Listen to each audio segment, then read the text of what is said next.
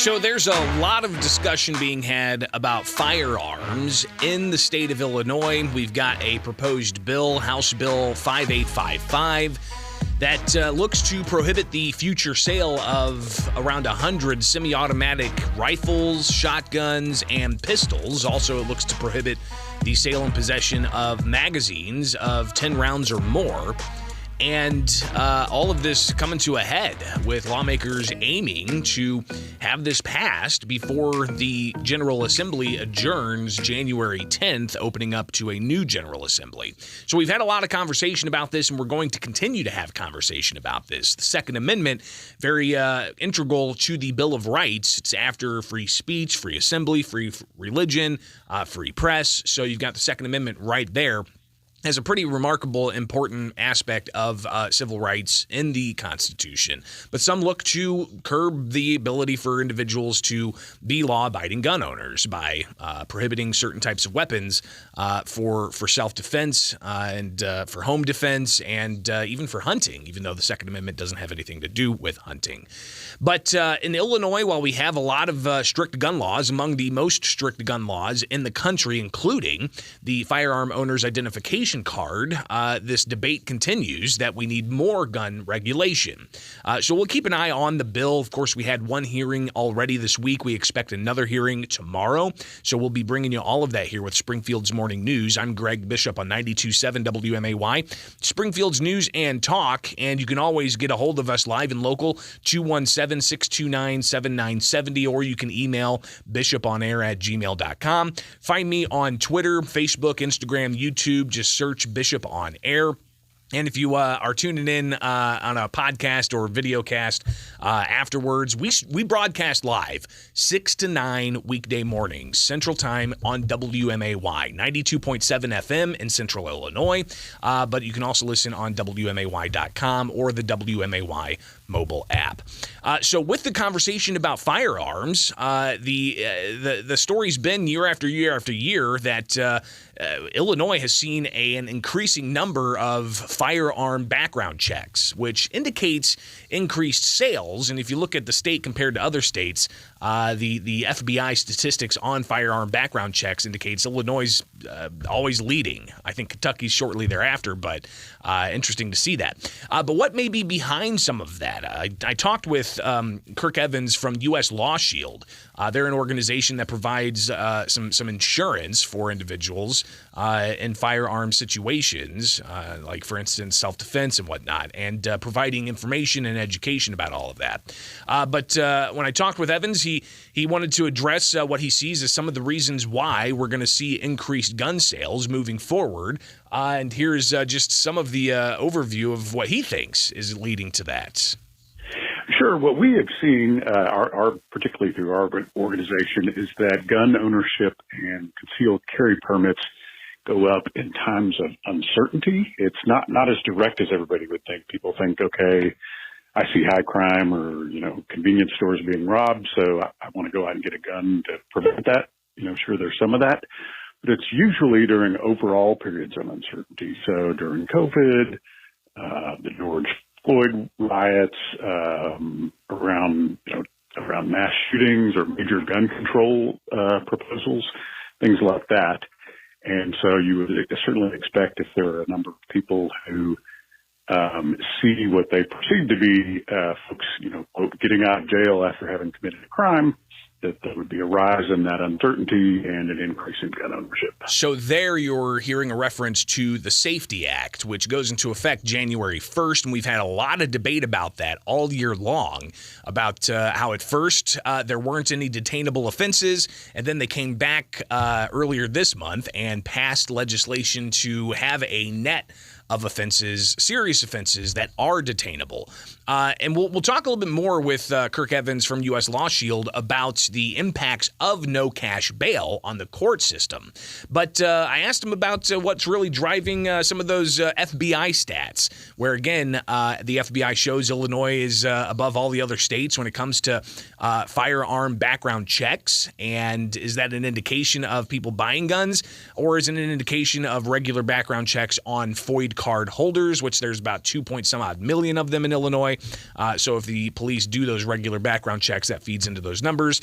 But ultimately, Kirk Evans with U.S. LawShield, he does kind of lay out some of the various factors involved in those particular statistics and more people buying guns. So sure, what you have pointed out is exactly correct. Illinois is going to finish off this year and did in the past 2 years finish off the leader in the country on NICS background checks. But that is not entirely due to folks, Illinois being the gun capital of the world. It's probably 3 or 4 reasons. One is they do require universal background checks, which is different than many states. And so many states you do not have to get a background check for every sale. And then 2, Illinois was sort of, I don't want to say late to the party, but the concealed carry trend is much more recent in Illinois. And so the folks, this is just sort of caught on in what I would say is the last 4 or 5 years, whereas, say Texas, Oklahoma have had concealed carry for almost 30 years now.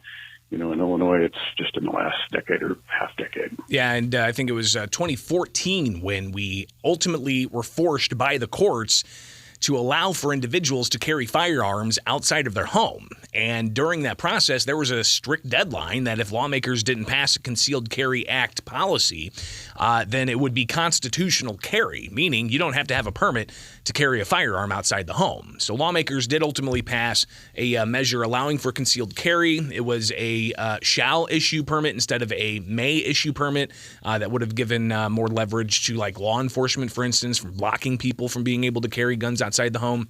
So we have that in place, but I think it was 2014 when ultimately that came into place because the courts had to force it. But with the ongoing proposal for banning certain types of weapons, how is that going to be impacting sales moving forward? Because obviously the COVID pandemic and the unrest over the summer of 2020, that led to a lot more people finding ways to purchase firearms. And in the state of Illinois, you have to have a FOID card to do that. But people were buying more firearms because of that uncertainty. But what about the prospect of limiting the sale of certain types of weapons? Is that just going to escalate the number of sales for those types of weapons? Again, Kirk Evans from U.S. LawShield. Yeah, so this just happened. Something similar just happened in Oregon. So Oregon passed and went into effect a training requirement just to own a firearm, not for concealed carry, but just to own a firearm. You have to go through a rigorous training program. And folks went crazy, and the gun store sales went up 8 or 9 times their normal level all across the state, so folks could get in and get their firearms before the new law went into effect. So I would see this. We used to see it nationally whenever there was a proposed assault weapons ban. Folks would run out and purchase the weapons that they thought would be banned. That is, sort of since died off because it's kind of gotten to be old news that assault weapons bans are proposed fairly commonly. But yes, I would expect to see a spike. So with that spike of gun sales, then you have the possible implementation of a ban of semi-automatic weapons. Again, that could come down as early as the first week of January. But legal challenges are expected. And those legal challenges, Kirk Evans from U.S. LawShield says, could tie things up. And it's important that gun owners understand and know what's going on and the status of all of this. Sure. Even if the ban that's being proposed now does go into effect, these are being challenged not just in one case, but 2, 3, and 4 cases in every state due to the most recent Supreme Court ruling back last summer on the New York laws. And those have just been a huge mixed bag of, even in the same state, you'll have one court completely uphold the laws and just down the street in a different court, another court completely strikes down the laws, and then they go up on appeal. And so no matter what comes into play, there's going to be a mishmash of legal decisions. And so, just please pay attention and make sure you stay abreast of the laws. Yeah, I think that is something we're going to do day in, day out for you. So stay with WMAY and with me, Bishop on Air, Twitter, Facebook, Instagram, YouTube. So that's about the gun sales and the prospects of a gun ban that's being proposed at the Illinois State House. But what about the Safety Act? We talked about how uncertainty may generate more gun sales, but with the Safety Act in particular and the end of cash bail, Kirk Evans with U.S. LawShield kind of assessed what that would mean for the state's judicial system, because cash bail does help fund some of those operations. So there's good news and bad news on that. So the good news is there will be, there should be fewer people in the county jail, right? If you're not going to be holding as many people on bail, there are not going to be as many people in jail. So those folks actually may see a breather, might even see a surplus.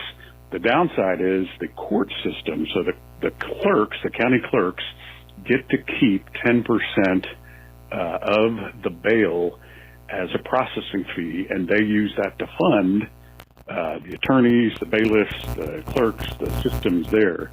So the court systems themselves are now going to be hit with a funding decrease, while at the same time having to have more hearings and more activities surrounding this cashless bail. So in the old days, I'm generalizing here, but in the old days, if someone walked in, had a charge of shoplifting, at a certain value, the judge would, boom, pound the gavel, bail's $1,000, go home. And now there's a giant test that each of these defendants has to go through, and they're entitled to a hearing, and you have to evaluate the crime versus the flight risk versus the threat to the community and all that. So my concern is the courts are going to see the decrease in funding and then actually an increase in activity. So again, that's Kirk Evans. He is the president of U.S. LawShield, talking about the impacts of the Safety Act on the court system, but also the impacts of no cash bail and uncertainty and proposed gun bans on future gun sales. It's right here with Springfield's Morning News. I'm Greg Bishop on 92.7 WMAY, Springfield's News and